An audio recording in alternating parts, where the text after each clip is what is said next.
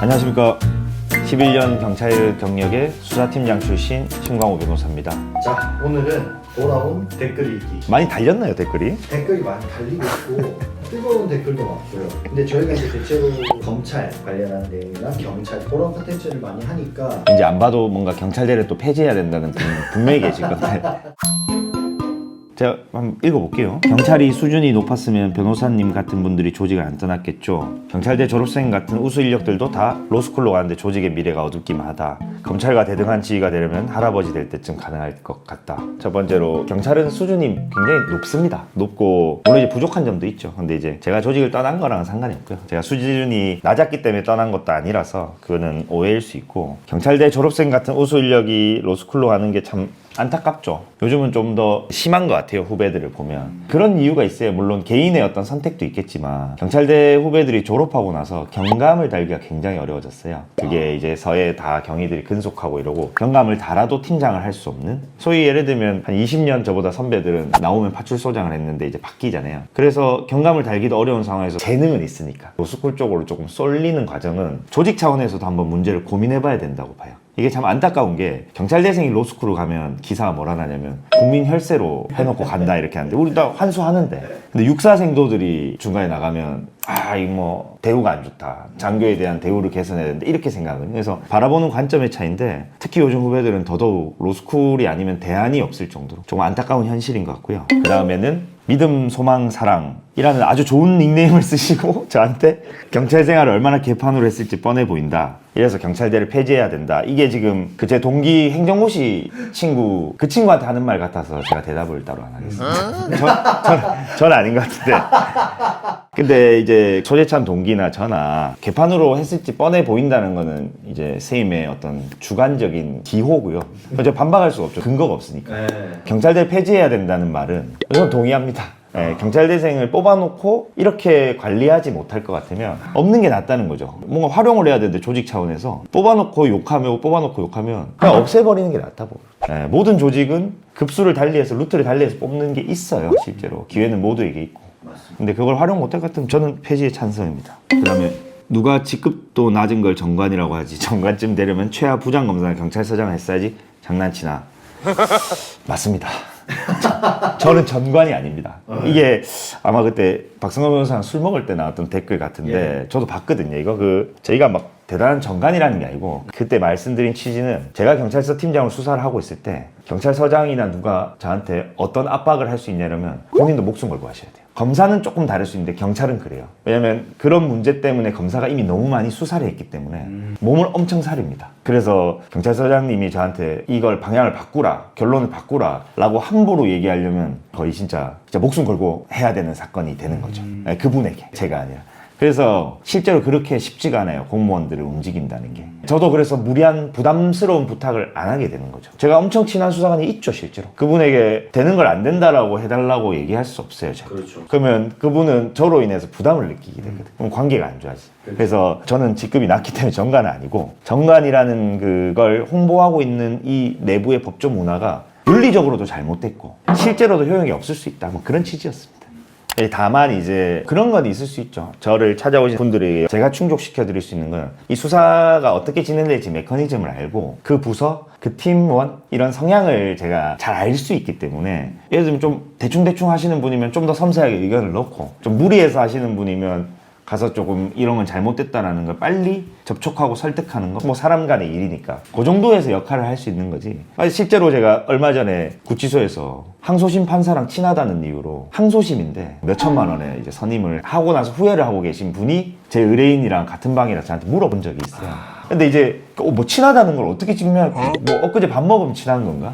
그리고 엊그제 밥 먹은 판사님은 그거 다 바꿔주나? 그런 거 아니거든요. 그렇게까지 우습진 않아요, 재판이. 저는 그렇게 믿고. 그래서 그런 취지로 이제 말씀드린 겁니다.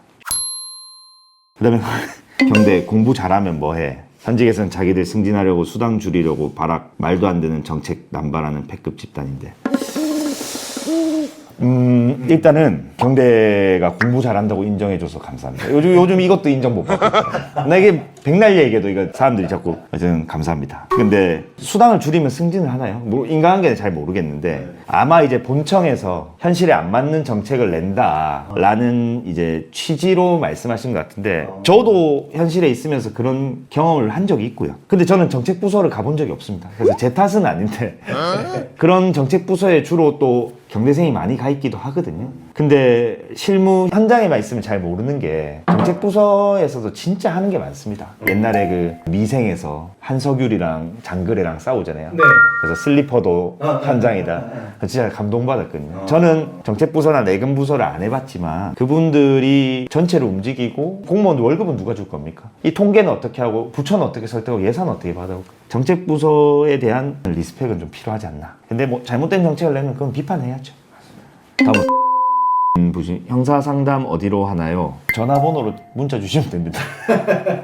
전화 언제든지 주시면 제가 친절하게 상담하겠습니다. 그 다음에 이게 도대체 뭔 소리지? 수사기관에 몸담아 본 적도 없으면서 일선 실무와는 전혀 동떨어진 얘기를 하네.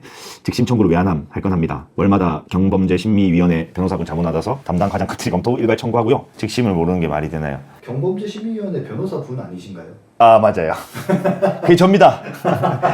경미범죄심사위원회에 제가 위촉이 돼 있고요. 직심을 해주셔서 감사합니다. 근데 저는 이제 변호사 실무를 할 때 생각보다 직심을 안 하는 분들에 대해서 얘기를 한 거고요. 그래도 직심을 이렇게 적극적으로 하고 자기 분야에 대해서 프라이드를 갖고 계신 거는 저는 너무 감사하고 좋은 일이고요. 잘하고 계신 분들한테 말씀드리는 게 아니라 경미범죄심사위원회 이런 게 생긴 이유도 직심이 그렇게 적극적으로 활용되지 않았기 때문이거든요. 그래서 뭐 위원회도 하고 좀 적극적으로 해라. 이게 이제 정책적으로 내려온 거고 그전에는 없었습니다. 저 처음 수사할 때는 직심을 거의 안 했었어요. 그래서 뭐 잘하고 계셔서 다행이고 아무튼 뭐 한 번 더 이렇게 좀 경미한 범죄에 대해서 기회를 주는 그런 과정이 경찰에서 마무리되는 게 참 보기 좋더라고요. 저는 직심을 좀 적극적으로 해도 좋지 않나라는 취지였습니다. 그다음에 뭐 이 영어는 잘 모르겠고 누구인지 말은 못하겠지만 베테랑 소속 변호사님이 변호인으로 오셔서 반가웠습니다. 영상 잘 보고 있는데 개인적으로는 경찰 수사하는데 최근 왜 힘든지에 대해서 다뤄주셨으면 합니다. 반려금지 등. 요게 이제 일반인들 보면 뭐 반려견이 출입하면 안 되는 생각할 수도 있는데 요게 이제 제가 나중에도 한번 전체적인 걸로 한번 말씀드리겠지만 그냥 간단합니다. 이게 수사관들이 수사에만 집중할 수 있게 만들어야 되고 그 구조가 있어야 되는데 여러 가지 잘못된 게 많아요. 일단은 건수 자체가 높아졌고 한 건 한 건의 난이도가 많이 높습니다. 이젠 전부 다 영장 달라고요. 그럼 다 이게 손이 점점 많아지는 거예요. 또 서류 복사 막 스캔시키고 뭐 행사 동원되고 근데 인원은 거의 그대로. 이 상황에서 반려금지를 하나를 예를 들면 내가 500만 원을 친구한테 못 받았어. 그러면 원래는 법원에 가서 돈을 받아야 돼요. 법원에 가면 뭔가 어려워. 청구 취지, 청구 원인. 그래서 법원 공무원한테 이거 진짜 안 친절하거든요. 공무원 중에 죄송한 말씀이면 제일 안 친절한 분이 법원 공무원. 갑이에요. 그래서 가서 막 쓰는데 안 도와주죠. 500만 원 받는데 변호사 비용 300, 400을 쓸 수 없잖아요. 그러면 그 법원 공무원이 저는 그렇게 얘기했다고 들었어요. 경찰서 가서 해결하라고. 잘못됐죠. 고소로 다 해결하는 거예요. 우리나라가 고소공화국이잖아요. 실제로 그때 말씀드렸듯이 인구가 3배 많은 일본보다도 사기 고소가 많아요. 돈을 못 받으면 경찰서를 가야 되는지 알아요. 그런데 경찰서 가서 고소장 쓰면 돈 안 갚던데요 라고 적으면 고소가 접수가 돼요. 물론 너무 터무니없으면 또 안 되는데 뭐 조금이라도 내용을 보충하면 그러니까 경찰은 사건을 다 늘려서 받고 법원은 그 진입장벽을 높여놨어. 그동안은 경찰관들이 이거를 이제 재량껏, 능력껏 좀 터무니없는 것들을 반려를 해왔단 말이에요. 법적인 근거는 없어요. 근데 이제 접수하기에는 너무 말이 안 되기 때문에 반려를 했던 거죠. 근데 이 반려를 금지시켰어요. 왜냐면 반려를 하다 보면 또 문제가 생기겠죠. 또 잘못된 수사관들은 되는 사건도 막 돌려보내요. 근데 반려 금지를 했는 것까지 오케이. 접수 장벽을 너무 낮은 거에 대한 문제를 해결 안 해준 거예요. 고소할 때도 어느 정도 형식적인 내용을 담거나 가이드라인이나 좀 제시가 돼서 일정 정도를 넘어서면 이 고소장은 잘못됐다라는 어떤 보정 요구를 할 수 있거나 이런 거 없이 고소장 접수되면 다 받도록 해놓고 논리는 좋지. 이런 게 이제 좀 탁상공론이에요. 제가 봤을 때. 앞에 분이 말씀하신 것처럼 정책부서에서 탁상공론한 거죠. 반려금지는 필요할 수 있어요. 근데 현실적인 걸 안 본다는 게 요 지점인 거죠. 경정만 달면 좋은데 조금 일찍 사직한 것 같은 느낌이 듭니다. 아무쪼록 대박 나세요. 일단은 그래도 경정이라는 걸 구체적으로 얘기하신 거 보면 현직이신 것 같은데 저도 많이 아쉽습니다. 경정이 되면 정말 해보고 싶은 게 있었어요. 어떻게 잘 해가지고 형사과장 이런 거 하게 되면 지휘권을 확립시키고 싶었어요. 그러니까 그동안 검사의 지휘를 많이 받아왔던 구조 때문에 경찰은 수사 내부적인 지휘가 잘 이루어지지 않아요. 과장이 얘기를 해도 뭐 과장이 평소에 제대로 했던 얘기가 없었으니까. 그러니까 과장의 지휘체계를 잘 안 받을 수도 있단 말이에요. 그래서 제가 과장이 되면 그런 지휘체계를 좀 확립하고, 형사가 예를 들면 4분의 1이다. 그러니까 4명 팀원에 1명 팀장이 되는데 그 4명 중에 1명은 또 누워서 크시는 분들이 있어요. 다 그런 건 아니지. 근데 그런 분들을 제가 속간해보고 싶었어요. 근무 성적 평정이나 아니면 뭐 성과나 이런 걸 낮춰서 잘 못하시고 하시는 분들 제가 객관적으로 데이터로 평가를 해서 주관적으로 서류도 보고 해서 그분들이 조금 불이익을 받도록 해서 진짜 잘하는 분들이 대접받을 수 있는 문화를 한번 만들어 보고 싶은 꿈은 있었고요. 또 뭐 경정이 되면 하고 싶었던 게 그 관할 분쟁이 생각보다 커요. 여청이 할 일인지 형사가 할 일인지 사이버가 할 일인지. 제가 근데 여러 부서를 해봤으니까 다 싸워봤거든요. 제가. 그거는 관료제의 원칙상 서장님이 해결해야 됩니다. 꽉끼리에 부딪히면. 그러려고 서장이 있는 거거든요. 근데 현실적으로 서장님이 다 할 수는 없으니까 제가 수사과장인데 서장님의 위임을 받아서 본청에서 세부적으로 정해는 놨어요. 되게. 근데 또 그 안에서 실무적으로 또 다툼이 있어요. 예를 들면 전에 제가 한번 얘기했죠.